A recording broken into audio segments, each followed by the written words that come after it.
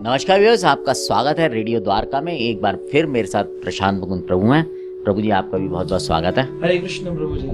प्रभु जी, बहुत बार कुछ लोग होते हैं जिनसे बात करना अच्छा लगता है, कुछ लोगों की बात सुनना अच्छा लगता है, कुछ लोग होते हैं उनकी बात तुरंत असर कर देती है, कुछ लोग होते हैं उनकी बात असर ही नहीं करती।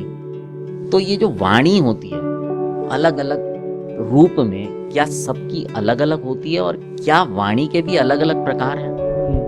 तो विशाल जी, आपने अच्छा प्रश्न पूछा है।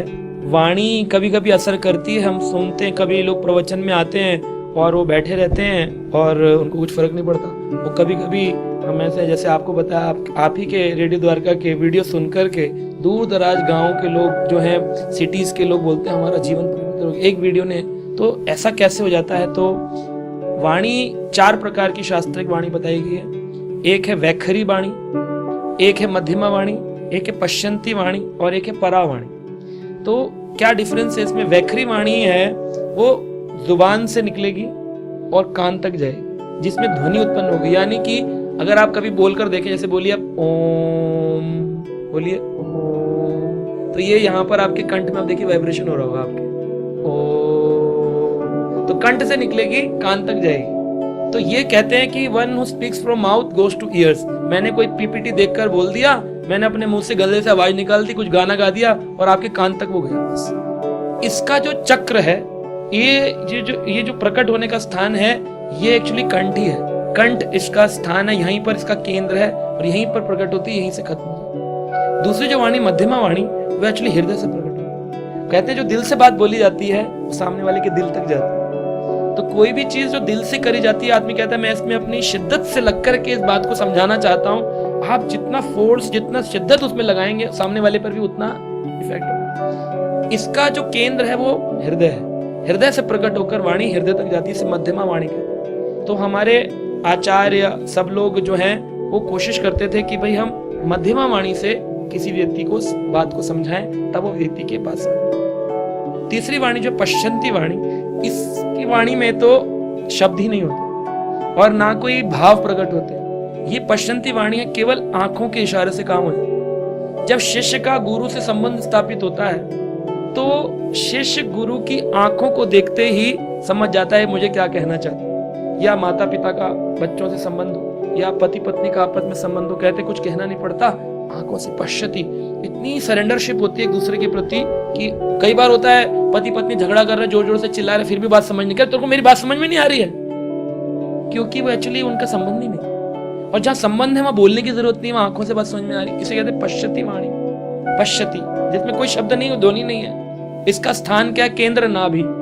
तो जो लोग ज्यादा ध्यान करते हैं, ज्यादा मेडिटेशन करते हैं, जपा करते हैं, भगवान पे केंद्र करते हैं, तपस्या करते हैं, उन लोगों की नाभि जागृत होती है और फिर वो अपनी पश्यति आंखों के माध्यम से, बड़े आचार्य हमारे श्रील प्रभुपाद देखने मात्र से लोगों को भक्त बना देते हैं, उनके अंदर इतनी शक्ति आती है। और चौथी वाणी जो परावाणी है ना, ये है टॉप मोस्ट वाणी। इसमें आप भगवान से बात कर सकते हो, क्योंकि हम 2 शक्तियों की बात गीता भागवत में करते हैं, पराशक्ति अपराशक्ति। पराशक्ति है यानी कि जो हमारे पहुंच के परे है, पराशक्ति। और अपरा है मेटीरियल वर्ल्ड, भौतिक जगत। तो ये शरीर अपरा है जो कि मर जाता है, समाप्त होता है, और आत्मा पराशक्ति है जो भगवान का अंश है। तो पराशक्ति भगवान से अगर आपको बात करनी है, जैसे हम कई जगह सुनते हैं कि उनके भगवान से बात होती थी, चाहे मीराबाई की, चाहे सूरदास की, तो वो बात कैसे कर लेते थे भगवान से? क्योंकि उन्होंने भजन के माध्यम से अपनी परावाणी को जागृत किया है। जब आप पराशक्ति से बात कर सकते हो तो वो उसका केंद्र कहाँ है? सहस्त्रार चक्र। जब आप मेडिटेशन करते हो, जैसे ब्रह्मरंध्र कहते हैं, सो यहाँ जब आप ध्यान करते हो, जब हरे कृष्ण कृष्ण हरे हरे, हरे राम राम राम हरे हरे, ग्रंथ पढ़ते हो, ग्रंथ सुनते हो, डीटी वर्शिप करते हो, गुरु अनुगत होते हो, वैष्णव अनुगत होते हो, तो क्या होता है? आपकी परा चेतना जागृत होती है और फिर आप पराशक्ति वाणी से बात करते हो। आपको लगेगा चुपचाप तो बैठा है, पर आंख में आंसू है। बोले ये रो कैसे रहा है? इसकी चर्चा हो रही। बोलिए मुझे उपदेश मिल गया। कह कोई आवाज नहीं हो, कुछ नहीं हुआ। बोले हो गया, अपनी बात हो गई। वो पराशक्ति, उसमें आंख बंद भी हो तब भी बात हो जाती। सूरदास जी को दिखता नहीं था कुछ भी, लेकिन नित्य प्रतिदिन रोज भगवान के वस्त्र देखकर बता देते। एक बार गोवर्धन के ऊपर एक लीला हुई कि गोस्वामियों ने भगवान को लाल कपड़े पहनाए, तो बोले बताओ सूरदास जी आज कौन से कपड़े पहने? बोले लाल। बोले कैसे बता दिए? दूसरे दिन नीले पहना है, बोले आज क्या है? बोले नीले। एक दिन सफेद पहना है, बोले आज श्वेत वर्ण। गोस्वामी बोले तुक्का मारता है सेट हो जाता है। तो बोले काम करते हैं, आज ना वस्त्र ही नहीं पहनाते ठाकुर जी को, काली मालाएं पहना। और बोले आज पूछते सूरदास जी गए, बोले सूरदास जी आज पद गाइए देखें जरा आज ठाकुर जी ने क्या पहना है। तो श्रीनाथ जी को उन्होंने खाली मोती की माला पहनाई। तो सूरदास जी ने अपने दोनों हाथ उठाकर आंखों पर रख लिए और कहते हैं आज हरि देखी नंगम ही नंगा। आज मैंने हरि को अपने वस्त्रहीन देख लिया, मुझे शर्म आ गई, लज्जा आ गई। तो अब देखी तो तब गोस्वामी लोगों को पता चला ये परावाणी में बात कर रहे हैं भगवान से, इनको नेत्रों की आवश्यकता भी नहीं। पश्यति में नेत्र की आवश्यकता है, इसमें नेत्र की आवश्यकता भी नहीं। ये हृदय के ऐसे भजन से पक्की होती है। तो इस प्रकार ये 4 वाणियां, अब व्यक्ति जिस तरह बोलेगा उतना उसका उसी से समझ में आती है, उतना इम्पैक्ट डालती है, क्योंकि जितना अच्छा भजन उसका उतना अच्छा इम्पैक्ट।